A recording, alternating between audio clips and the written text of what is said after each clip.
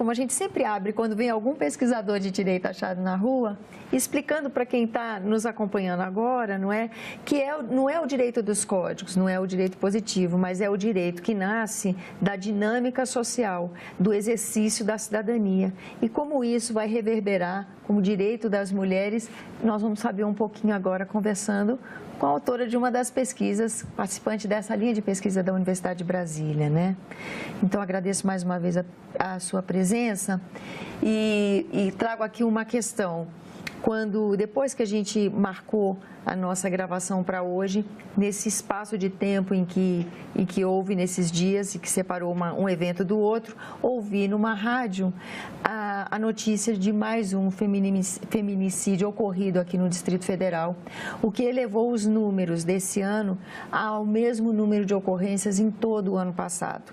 E isso gera um questionamento, né, sobre o que é que está acontecendo com o país, até que ponto direitos das mulheres estão garantidos ou não, para quem pesquisa nessa área, do direito que se faz na rua. Qual é a resposta para essa pergunta? Ok. Gostaria também de agradecer o convite, a oportunidade de estar aqui conversando sobre esse assunto, que eu considero muito importante e que eu acho que a gente precisa que a sociedade compreenda esse fenômeno, né, do feminicídio, para que a gente consiga avançar também no seu enfrentamento. Os direitos das mulheres, eles foram construídos sempre com muita luta das mulheres. Esse debate em relação especificamente do enfrentamento à violência, ganhou força na década de 80, com muitas manifestações de mulheres em frente aos fóruns, reclamando a impunidade dos homens, né, em relação aos assassinatos, que tinha toda uma justificativa, que seria pelos ciúmes, ou que seria pela defesa da honra. E, então, são discursos que foram muito naturalizados dentro da formação do judiciário e dentro das faculdades de direito, que não discutiam essa desigualdade que existe na sociedade entre homens e mulheres, e havia uma aplicação tão desigual de Código Penal. Se uma mulher sofria uma violência de um homem estranho na rua, havia uma punição que era diferente se ela sofria uma violência do seu próprio namorado, marido, dentro de casa. E isso foi avançando em relação às pautas das lutas das mulheres, principalmente na década de 90, com a denúncia do caso do Maria da Penha na Corte Interamericana, em que o Estado brasileiro foi condenado a ter que realizar políticas públicas de enfrentamento a essa violência. E aí, em 2003, por força do movimento e, de uma certa forma, como resposta com a criação da Secretaria de Políticas das Mulheres no âmbito do governo federal, se criou um espaço para se discutir o que seria essa política. E aí a gente teve, em 2006, a criação da Lei Maria da Penha, e essa lei ela teve uma enorme importância porque ela trouxe para o cenário público também esse debate do que é gênero, do que é como uma categoria de compreensão dessa desigualdade, de compreensão desse fenômeno, dessa violência. Então, as pessoas passaram a discutir mais essa violência de uma forma a tentar desconstruir como algo inevitável, algo natural ou algo que faz parte dos relacionamentos. A gente passou a problematizar e a pensar, né, como a gente constrói uma sociedade em que as mulheres não seja a maior causa de assassinatos de mulheres ser a agressão de alguém da sua família, de alguém com qual ela tem a relação, que os dados do mapa da violência mostram que 70% dos assassinatos das mulheres é de alguém conhecido. E ao longo desses 12 anos, então, dessa criação dessa lei, o que precisava era criar políticas públicas que efetivassem os seus princípios e as suas diretrizes. Então, no âmbito do Poder Judiciário, a necessidade da criação das varas de violência doméstica.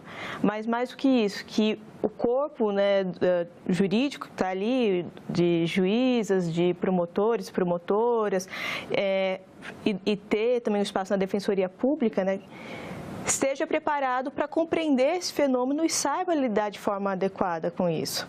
Então, e como é algo muito recente, não necessariamente as pessoas passaram por essa formação nas suas faculdades, isso demandou que o próprio Poder Judiciário incorporasse na formação desse corpo judiciário esse debate. E essa resposta foi boa, dada pelo Judiciário? Então, o que a gente percebe é, por exemplo, no Distrito Federal até que teve um avanço, porque a gente tem um grande número de varas, mas não necessariamente a formação das pessoas que ocupam esse espaço acompanha a necessidade. Tanto que o último assassinato que ocorreu foi de uma mulher que pediu uma medida protetiva, porque ela estava sendo ameaçada, mas o caso não foi levado com tanta seriedade como precisava, e ela acabou, foi negado o pedido de medida protetiva e ela acabou realmente sendo assassinada.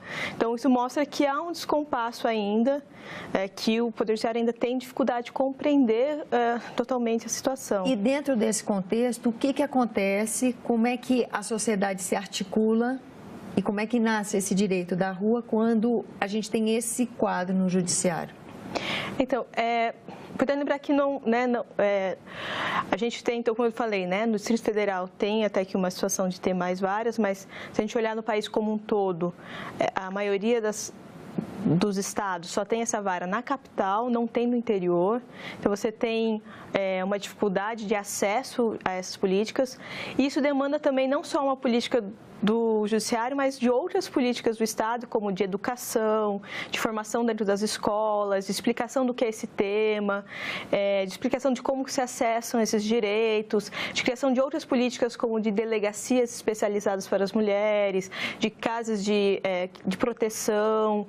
Ou seja, você precisa de vários outros recursos, inclusive que garantam a autonomia econômica da mulher, para que ela consiga sair de uma relação de violência. Então, são várias outras políticas que precisariam ser articuladas para que houvesse um avanço nessa temática.